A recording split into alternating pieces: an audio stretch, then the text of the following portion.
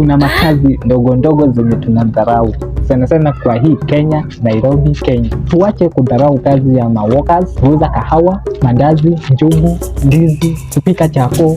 Hizi kazi tunazidharau na ni za maana. Tunawachia watu kutoka ng'ambo kama Rwanda, kama Uganda, kama Burundi, wanakuja kutuuzia mandazi, kutuuzia kahawa na kutupikia chapo kando ya barabara.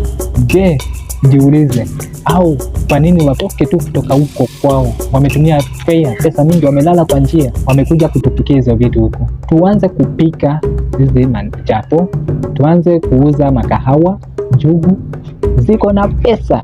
Hizo itatupea msingi mzuri ya kesho. Tunaweza anza na hizo tukingojanga ile kitu mzuri yenye tunasikia tunataka kwa maisha yetu.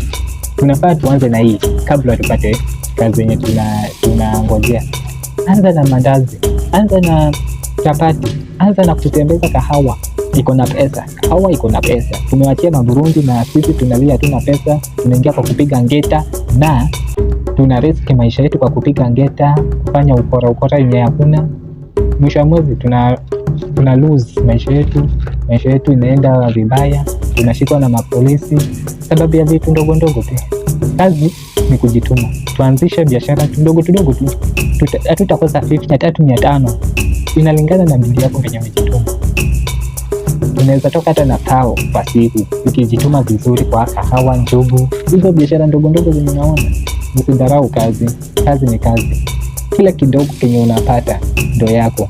Acha kunyanyasa wenye wameenda kutafuta, wenye wamejituma. Watu pia jitume. Kazi ni hizo. Kama umejifunza kitu, comment hapo. Kama nimeongea vibaya, comment hapo. Na kama unataka ideas zingine, comment hapo. Kama uko na ideas, comment hapo. Vijana, tujitume. Tuache kuteseka kufanya vitu zenye hazifai. Tujitume kwa njia halali.